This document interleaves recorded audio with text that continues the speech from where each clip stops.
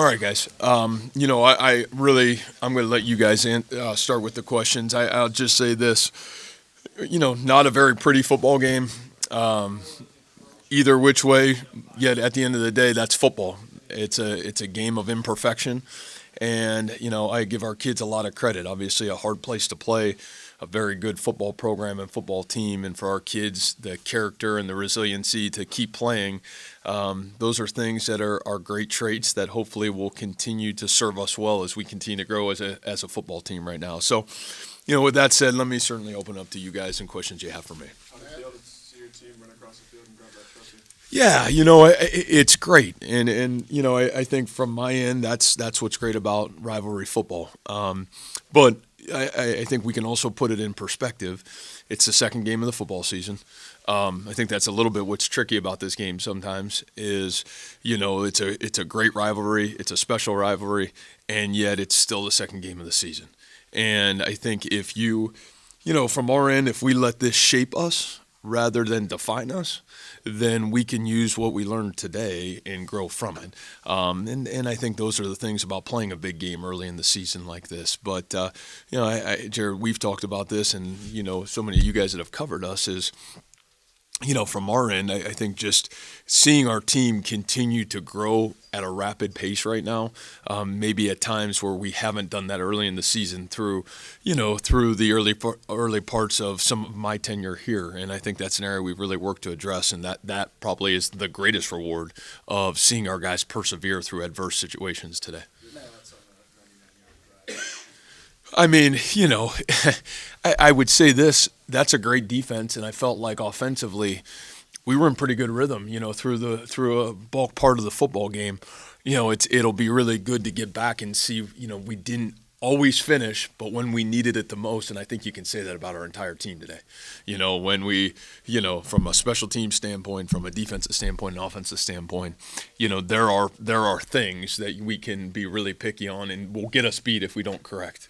But I think that 99-yard drive kind of emphasizes what we did. When we needed it the most, we made the plays, and that was really big today, and that was great to see for a young team. Man, you converted 6 third downs on that drive, even the throw from Decker's next to third down. What does that say about your team within that drive? Well, I think great growth from Hunter today. I think you guys have, again, we'll find out when the bullets fly and you're in front of the lights and the lights come on, and you know what? It's not pretty. And who are you when your back's against the wall? I think we found a little bit more about who we are and certainly who we've got the ability to grow into today. And I think those things were what I take away as great positives for our program. But I think it said a lot about Hunter. I think X has gotten off to a great start this season. Really proud of certainly what he's been able to accomplish, and I think help usher in. I think we'd be remiss not to talk about the offensive line. I think, again, you're talking about an elite front seven, and I thought those guys really did a great job today. Yeah, Will McDonald also. I mean, I don't know what his stats were, but I know he had at least 2 huge plays. And one of them came after he moved him in, he was playing inside. Can you just go over? Yeah, I just think for Will, again, kind of like Xavier, in terms of, man, you come to practice. I think I said this to you guys that cover us again, that, man, you almost had to ask Xavier and Anthony at times during fall camp to not practice because they were ruining practice. And all I mean by that is, man, our best players right now on our team, if you come to Tuesday and Wednesday's practice, they're elite practice players. And no, I knew you were going to ask, and no. But, I think those things, when we have had that in our program, when we've been at our very best with those players, those guys, they live in the moment, and they make plays in the moment. And I think you saw that. I think we all know what Will has the ability to be and how he can really manipulate a game. And, again, credit to our defensive staff as well. Just like our offensive staff, I think, made some really good adjustments. We were able to move him around, and I think that really helped us throughout the game. What do you think it says about your team that they were able to battle through some of those mistakes, especially in the situations that they were in. And the 2 block punts, you're backed up way against your own end zone. Yeah. 2 turnovers and gave them short fields, and they were able to battle through it. Yeah, I just, again, young team, it's like, man, you got a freshman punter, you got some freshmen, a lot of young guys playing for the first time, and you have to weather the storms early on, and I'll put any of that on me as much as anybody. Of, man, we got to continue to do a great job as coaches and correct whatever the challenges are. They created some good matchups. Give credit to their coaches; they got good coaches too, and yet I thought our ability to handle some imperfection early, I thought that's big. I mean, man, you want to get off to a great start. We didn't get off to a great start. Man, you want to take care of the ball. We didn't always take care of the football. Man, you want to play great on special teams. We didn't always do it. But when it mattered the most, we were able to do those things, and I thought that was huge. And I go back to even to times the last couple of years where when things went against us, we kind of folded our tents instead of just keep playing. Like, it's a game of imperfection. You got to keep playing, and you got to play 60 minutes, not look at the scoreboard. I thought our kids did a great job of that today. Does this send a message to the rest of the Big 12 or no? Yeah, the message I think has to sound loud and clear in our locker room. We have a lot to work on. And, in my opinion, this can't define us. This isn't the standard of, man, this is the only thing we want to do. We want to be our best every Saturday.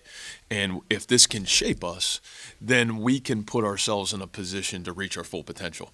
And, I still think that's very unclear to me what that is or what that's going to look like.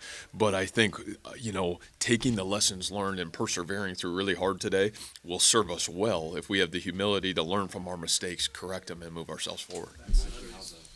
Coach, what's it mean to deliver this moment to the fans? Yeah, I think probably that's the greatest value of what today gives. And it is, I know how important it is to our alumni. I know how important it is to our university and our fan base. And, I've said this multiple times, what's made it really special to be here at Iowa State is the unity of our fan base and the growth of our football program aligning as one over the course of now 7 years here. And to be able to deliver something that I think means the world to them, it's a great reward. We're excited. And what I would tell them is, again, the same message, hopefully this helps shape us, gives them something to be really proud of, but this doesn't define us of where we're going and how we're going to finish this season. You mentioned how you guys, kind of made plays with the backs against the wall today. How did the linebacking core especially kind of showed it? It seemed like 3 or 4 of those guys were really instrumental in all those turnovers. Man, I mean, you talk about Ryan Vance. I think it's his play on the goal line. You talk about Gary Vaughn's strip sack. You talk about Colby Reeder at the end. I mean, man, oh man. I mean, those guys were outstanding. And I thought one thing that we left fall camp, we thought we had a chance to be elite at the linebacker crew. And then, there's Karsten Marshall, there's Miles Mendezoon, who really played well today and was all over the place. And so, to me, our depth, Kendall Jackson, another name, those are things we hadn't had and we haven't had over the course of the last couple of years. We've had great players, but the depth of players and the ability of those guys be great in the moment, I thought that showed up big for us. You mentioned that offensive line. What allowed them and Jairell to run the ball as well as you guys have against them, I think, since you've been here? Yeah, I think again, a lot of credit to Coach Manning, a lot of credit to Coach Myers. I thought, there was a really good plan. You're talking about going in against an elite linebacking crew as well, and we know that, and certainly a really, really good front seven. And, I think at the end of the day, you got to go block the people, and you got to be relentless running the football. And, I thought for the most part, Jairell did. I thought, again, his character of, man, turning over on the one, and, that's tough. And yet his ability and resiliency to come back, because some of those runs were critical for this football team in the heat of the moment. So, again, I think credit to the offensive line, great game plan by everybody involved. I know you prepare for a big atmosphere like this, but how different is it to just step out there with the team? Yeah, I think that's what makes college football really special. Obviously, makes what playing in this rivalry really special.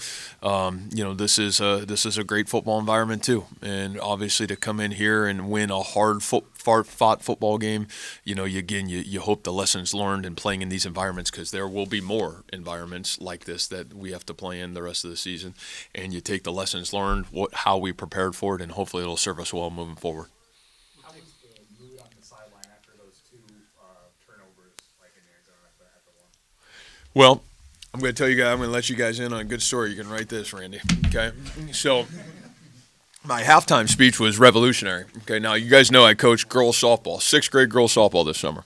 Okay, and so we got to the championship game, and we had to play over in Roland Story, and they had their varsity team chanting in the dugout. All right, and we were down 4-2 after the third inning, and we came up the bat.